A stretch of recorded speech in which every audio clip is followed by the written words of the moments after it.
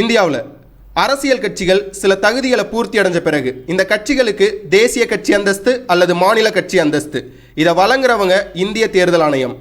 இன்னைக்கு தேதியில் இந்தியாவில் 6 கட்சிகள் தேசிய கட்சி அந்தஸ்து வச்சிருக்காங்க. எந்தெந்த கட்சின்னு பார்த்துருவோமா? முதல் கட்சி பாரதிய ஜனதா கட்சி, இவங்களுடைய தேர்தல் சின்னம் தாமரை. இரண்டாவது கட்சி இந்திய தேசிய காங்கிரஸ், இவங்களுடைய தேர்தல் சின்னம் கை.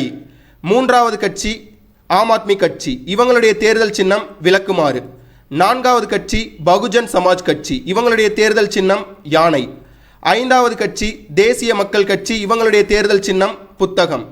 ஆறாவது கட்சி இந்திய பொது உடைமை கட்சி மார்க்சிஸ்ட், இவங்களுடைய தேர்தல் சின்னம் அரிவாள், சுத்தியல், நட்சத்திரம்.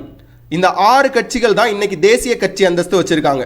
இது மாதிரி நிறைய டேட்டாஸ் தெரிஞ்சுக்கணும்னா நிக்டோ ஏஸ் யூடியூப் சேனலை மறக்காம சப்ஸ்கிரைப் பண்ணுங்க. பாஸ், உங்களுக்கான கேள்வி, இந்திய தேசிய காங்கிரஸ் எந்த ஆண்டு நிறுவப்பட்டது? கமெண்ட்ல மென்ஷன் பண்ணுங்க, லைக் பண்ணுங்க, உங்க ஃப்ரெண்ட்ஸ் கூட ஷேர் பண்ணுங்க. தேங்க்யூ.